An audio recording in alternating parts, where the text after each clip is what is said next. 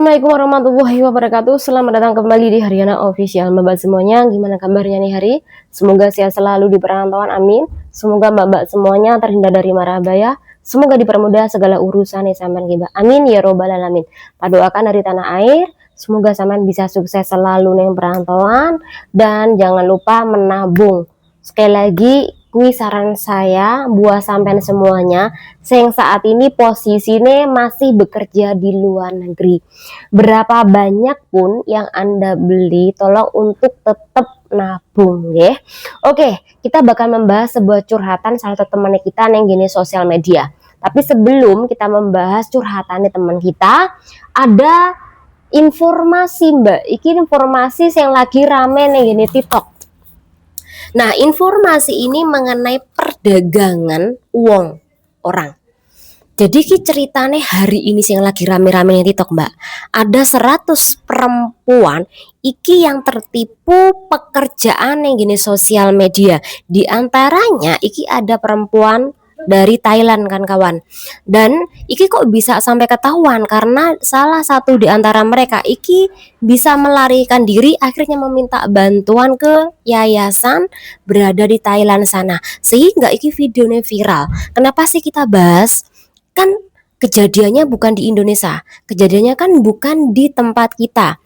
Gini loh, kenapa dibahas? Karena banyak sekali nih kawan-kawan yang gagal bekerja di negara Hongkong, gagal bekerja di Taiwan, atau gagal kerja di Makau. Tapi kawan-kawan tuh pengen pindah negara, tapi golek kerjaan Anda kuwi ning gini sosmed. Jadi rata-rata sama golek pekerjaan yang sosmed kuwi 50% sampai dengan 79% itu rata-rata penipuan kan kawan. Mungkin kalau kita golek pekerjaan kemudian sing jadi sponsor di dekati kita bisa nuntut sponsor itu karena kita tahu rumahnya. Tapi lek ngene sosmed piye lek mau nuntut kan kawan? Piye lek mau goleki saudaramu, anakmu ketika pekerjaan itu Anda dapatan yang sosmed. Iya lek sampean iki cuman dipekerjakan dengan harga yang murah. Bagaimana kalau dijual belikan organ Anda atau mungkin kehormatan Anda, bahkan diperjualkan seperti contohnya ini. Jadi awalnya perempuan-perempuan yang rata-rata dari Thailand ini mendapatkan sebuah iming-iming kerjaan dengan mudah, yaitu dia menjadi ibu pengganti. Kalau ibu pengganti berarti dia dengan sadar, dengan sengaja iki mau menjadi ibu pengganti dan sel telur dia iki dibuahin karo laki-laki lain kan kawan, sehingga dia bisa menjadi ibu pengganti iso meteng tapi tidak melakukan hubungan kan kawan. Dan per bulan dia itu mendapatkan iming-iming gaji sebesar 12 juta. Jadi kalau dikuruskan 12 juta kawan per bulan nih. Nah, akhirnya mereka tergiur. Kemudian ketika mereka tergiur, mereka tuh dibawa ke daerah Georgia. Georgia iki dekate Rusia kan kawan.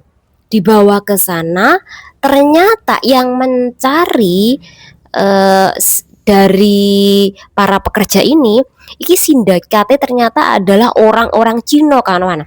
Jadi orang Cina kuwi dengan sengaja datang ke Thailand untuk menawarkan juga mereka. Kemudian setelah mereka ready, kontrak kerja ready, kemudian dibawalah mereka tuh ke Georgia. Ke Georgia mereka tuh ditaruh di sebuah penampungan. Ternyata bukan dijadikan ibu pengganti atau dipinjamin untuk mengandung benih, enggak kan kawan. Ternyata mereka ikui diambil sel telurnya. Jadi diperiksa dulu kan kawan. Bukan kandungannya atau sel telurnya itu dibuahin oleh laki-laki lain, bukan.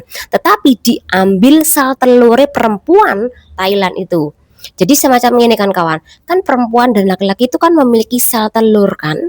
Nah, jika sel telur itu diambil, secara otomatis kamu tidak bisa, kalau kehabisan kamu tidak bisa meteng lagi kan kawan. Nah, seperti juga dengan kasus ini. Mereka diperiksa dulu. Kalau Anda sehat, kalau Anda sekiranya sel telurmu bagus, baru mereka nanti dikasih obat, dibius, kemudian diambil sel-sel telur itu tanpa mereka mendapatkan gaji sepeser pun. Nah, sel telur nanti kemudian dibawa ke rumah sakit, kemudian iki diawetkan untuk dijual kan kawan. Jadi ki memiliki beberapa sindikat negara-negara lainnya, termasuk dari Cina dan juga dari Georgia ini. Bahkan bisa jadi iki juga bekerja sama dengan orang-orang di Thailand. Jadi itu kenapa iki koyoke berstruktur. Takute kawan-kawan iki juga kena pengaruh dari sosial media mencari pekerjaan, entah itu pekerjaan ke kebun kopi, ke Australia, kemudian ke Thailand, ke Kamboja, tapi sampai sana Anda dijual belikan tubuh Anda, kemudian Anda dijadikan LC, kemudian Anda diperas habis-habisan, bahkan Anda dijadikan gundi. Jadi sekali lagi mohon hati-hati ketika Anda mendapatkan atau mencari pekerjaan yang sosmed, oke? Nah, kali ini kita bakal membahas salah satu temennya kita yang memiliki kasus. Jadi gini kan kawan, sebenarnya aku ki benci banget dengan kondisi yang dimana laki-laki kui meminta jatah uang dari istrinya. Padahal istrinya kui kerja neng Hongkong ki mati-matian. Kadangkala dia harus mendapatkan ibaratnya kekerasan dari majikannya itu juga ada, kemudian mendapatkan amarah dari majikannya kui juga ada, belum nanti anak majikan yang nakal banget, bandel banget, kemudian kerjaan wakeh dan tidurnya kurang, sudah stres dengan kondisi di Hongkong, ditambah lagi stres dengan kondisi di kampung halaman, termasuk kondisi suaminya. Iki ono cerita, namanya Mbak R.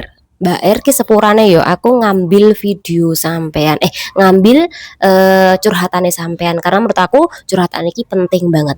Jadi Mbak R itu curhat Mbak, yang dimana dia iki memiliki suami yang apabila telepon si Mbak R, suaminya iki cuman menanyakan uang.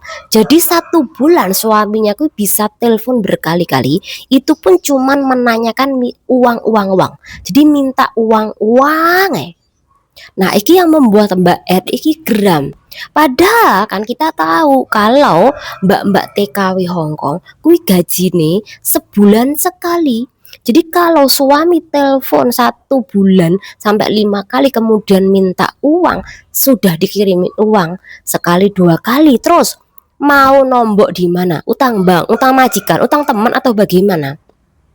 Iki contoh laki-laki yang dimana iki tidak punya rasa empati dan tidak memiliki rasa terima kasih, dibantu perekonomian sama istri tapi nganyi-nganyi ngelunjak. Iki contoh suami ini, bos yang dimana kalau telepon nggak mendapatkan uang, nggak mendapatkan apa yang dia mau, iki marah-marah Mbak sama Mbak Eri. Jadi marah-marah kemudian menutup telepon ini pasti. Dan ketika si Mbak Eri pengen nih ngobrol sama anaknya, tapi kalau suaminya nggak mendapatkan uang, iki mungkin HP-nya tidak dikasih sama anaknya untuk ngobrol sama si Mbak R. Dan Mbak R iki mengeluhkan ketika dia iki mencari anaknya, pengen ngobrol sama anaknya yang umurnya 2 tahun setengah, pengen komunikasi, pengen tahu kondisi anaknya, iki sulit banget Mbak. Karena apa? Tidak memiliki HP. Dulu Mbak R pernah memberikan HP buat anaknya. Jadi anaknya tuh dibelikan HP sebagai alat komunikasi selain bapaknya. Tapi sama bapaknya kuwi dijual kan kawan. Nah, kita tidak tahu suami si Mbak R iki sering sekali telepon minta uang, minta kiriman, entah buat apa. Apakah buat foya-foya, minum-minum, atau buat pembeli LC, atau mungkin buat pacare. Kita kan nggak tahu Mbak kondisinya, karena sering sekali minta uang aja. Bisa saja mengarah ke situ kan kawan. Dan Mbak Eriki sampai stres dengan kondisi keadaan dia. Dan ini sampai dia ngomong ini, untungnya aku kerja di Hongkong nggak sampai stres dengan kondisi dia. Berat sudah kerjaannya dia, kondisi majikannya seperti itu, anaknya majikan juga jahat, kemudian ditambah lagi suaminya seperti itu, ditambah lagi dengan kerinduan kepada anaknya dia yang umurnya 2 tahun setengah kui. Untung gak stres, benar Mbak, memang benar, untung aja Mbak Eki nggak stres.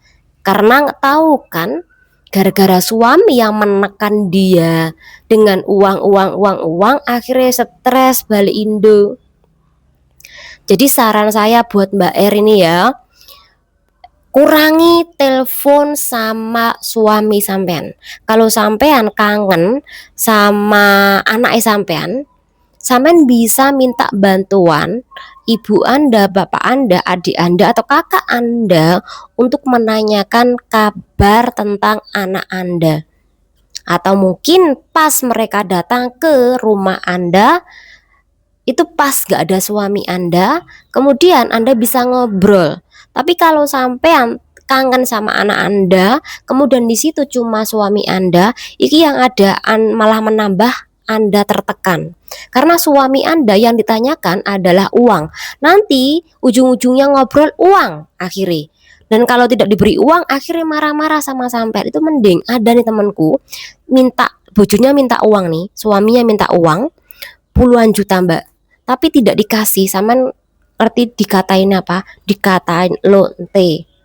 Kamu di situ jualan ya, dimaki-maki, bahkan ini sampai mau dicerai kan kawan.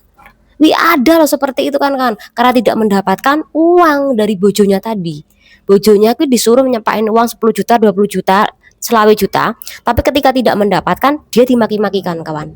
Jadi ada nih suami yang tidak mengerti kondisi istrinya kerja di luar negeri, stres kan. Padahal perempuan kui niat kerja ning luar negeri kan membantu perekonomian suami, tapi malah Mbak kui tekan habis-habisan, suaminya malah foya-foya neng Indonesia. Enak aja. Coba sekarang dibalik, suami kerja neng Malaysia, perempuan foya-foya neng omah. Kira-kira seperti itu boleh nggak? Jadi sebelum mas-mas kui foya-foya neng Indonesia, coba-coba Anda ki berpikir bahwa oh yo suami istriku kerja ning gini luar negeri capek, majikannya udah jahat, kemudian tidurnya kurang, kerjaan banyak, ditambah lagi Anda foya-foya. Jadi coba pikir sampai di situ. Nah untuk Mbak sekali lagi saran saya, berilah suami sampean seikhlasnya Mbak. Untuk masalah keperluan jajan anak, kemudian sekolah anak, makan anak, kuwi sampean titipkan ke saudara Anda atau orang tua Anda. Jangan sampai ke suami. Ajarin suami Anda seperti itu. Kalau Anda tidak ajarin dari sekarang, takutnya nanti suami Anda kebablasan. Kalau udah kebablasan, takutnya tragedi-tragedi yang terjadi sama mbak-mbak terdahulu, iki juga terjadi sama sampean Mbak. Nanti suami nggak terima, kemudian meninggalkan Anda, kemudian main perempuan, kemudian membawa kabur anak Anda. Atau bisa jadi menunggu Anda pulang, bahkan sampai menyantet Anda agar Anda itu luluh sama dia. Uangnya itu bisa didapat dengan mudah, itu juga banyak kejadian nih. Jadi sekali lagi mbak-mbak tolong pikirannya untuk jernihkan dan jangan lupa beribadah, karena ketika Anda beribadah itu mengurangi hal-hal negatif nih sekitar sampean ya. Kalau sampean nggak bisa ibadah, setidaknya repi turu jangan lupa wudhu dan pikiran. Pesan saya, jika Anda di situasi seperti ini, Anda kan niate kerja ning negara Hongkong, kan mau membantu perekonomian keluarga, mau nabung buat modal usaha, dan mau nyarutang, entah itu utangnya bojomu atau utangnya sampean. Kan pengennya sama seperti itu, tapi kenyataannya suami Anda kui minta uang terus. Semoga Anda kuat, semoga Anda pikirannya jernih. Intinya jangan lupa menabung untuk sampean sendiri. Jangan sampai terlalu lama di negara Hongkong, akhirnya rumah tangga sampean nanti hancur. Perkaranya adalah suami Anda terlalu terlena dengan uang kiriman Anda. Jangan manjakan suami Anda seperti itu. Semoga bermanfaat dan undur diri. Wassalamualaikum warahmatullahi wabarakatuh.